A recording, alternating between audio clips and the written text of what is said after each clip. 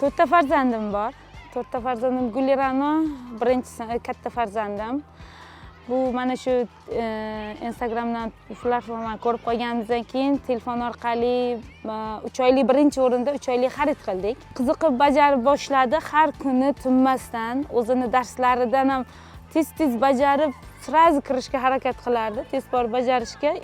Buni ko'rib singlisi, birinchi sinfda o'qiydigan qizim Malak, u ham shu telefonni opasidan ko'rib rosa qiziqib qoldi. 3 oy davomida bajarib bunaqa bo'lgandan o'sha oyligi tugamas davom ettirishni taklif qilib, sразу dadasiga iltimos qilib, dadajon davom ettiraylik deb, sразу o'z oyliklarimiz tugamasdan yana 3 oylik manoli kurs olganmiz, xarid qilganmiz.